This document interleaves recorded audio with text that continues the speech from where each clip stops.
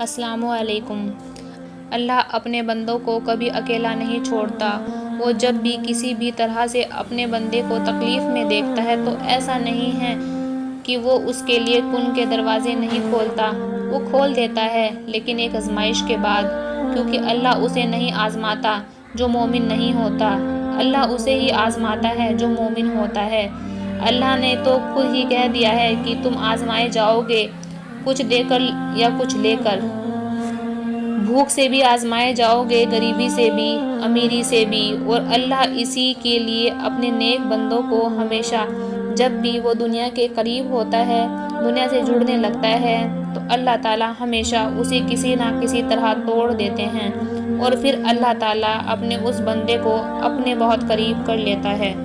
اور یہ بات ہمیں تب پتہ چلتی ہے جب ہمیں اس بات کا احساس ہوتا ہے کہ اللہ تعالیٰ ہم سے کتنی محبت کرتا ہے۔ دنیا والے آپ کو تسلی کے سوا اور کچھ نہیں دے سکتے، پر ایک وقت کے بعد تو وہ بھی ہار مان لیتے ہیں، وہ بھی یہ کہنے لگتے ہیں یہ جو تم مانگ رہے ہو وہ امپاسبل ہے، یہ جو تم مانگ رہے ہو یہ ناممکن ہے، یہ مکمل ہو ہی نہیں سکتا۔ لیکن پتہ ہے میرا اللہ کیا کہتا ہے؟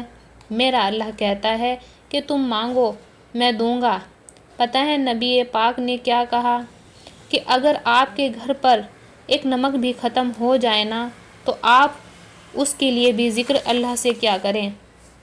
آپ کو انسان کے سامنے ہاتھ پھیلانے کی ضرورت نہیں ہے، یہ انسان ایک وقت کے بعد احساس دلا ہی دیتا ہے کہ اس نے ہم پر کتنے احسان کیے ہیں، لیکن اللہ وہ کبھی احساس نہیں دلاتا کہ اس کے لیے احسان ہیں ہم پر۔ اللہ تو بس اپنے بندوں کو ہر طرح سے آزماتا ہے، دیکھتا ہے کہ کون سا بندہ اس کی طرف لوٹ آتا ہے۔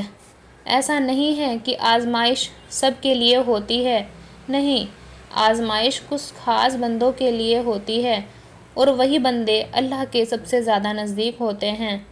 کچھ وقت کے لیے تو ایسا لگتا ہے کہ جیسے ہم نمازیں پڑھتے ہیں، قرآن کی تلاوت کرتے ہیں، تسبیح پڑھتے ہیں، عبادت کرتے ہیں، پھر بھی ہماری لائف میں کتنی مشکلات کیوں ہیں؟ تو جان لیجئے اللہ آپ سے راضی ہے، اور یہی اللہ کے کن کی نشانی ہے، یہی اللہ کے راضی ہونے کی بھی نشانی ہے۔ جب اللہ آپ سے راضی ہے تو آپ کو دنیا کے بارے میں سوچنے کی کوئی ضرورت نہیں ہے کہ لوگ کیا کہتے ہیں۔ لوگ تو بہت کچھ کہتے ہیں، وہ تو اچھوں کو بھی برا کہتے ہیں، انہیں ہر چیز بری ہی دکھائی دیتی ہے، پر جب بات دین کی ہو تو وہ پیچھے رہ جاتے ہیں۔ لیکن اللہ نے اس گناہ کے دور میں بھی آپ کو نیک کام کرنے کے لیے چنا ہے۔ صبر کریں، توکل کریں، اللہ سے مانگیں، انشاءاللہ اللہ بہت بڑا ہے۔ بے شک تمام خوبیاں اللہ تعالیٰ ہی کے لیے ہیں، وہ آسمانوں کا رب ہے اور زمینوں کا بھی رب ہے اور تمام جہانوں کا رب ہے، اور آسمانوں اور زمین میں ہر قسم کی بڑائی انہی کے لیے ہے، وہی زبردست اور ہمت والے ہیں۔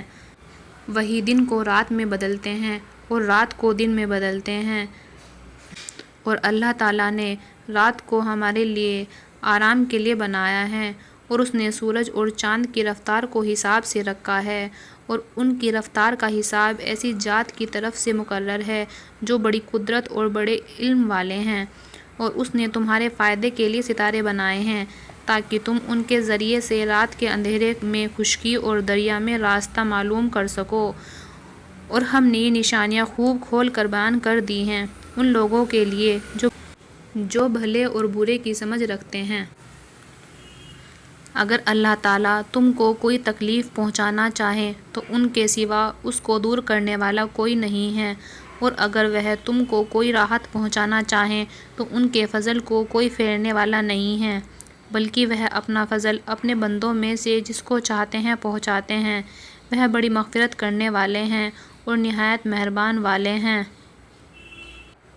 وہی ہمارے آقا اور مولا ہیں، اور مسلمانوں کو چاہیے کہ صرف اللہ تعالیٰ پر بھروسہ کریں۔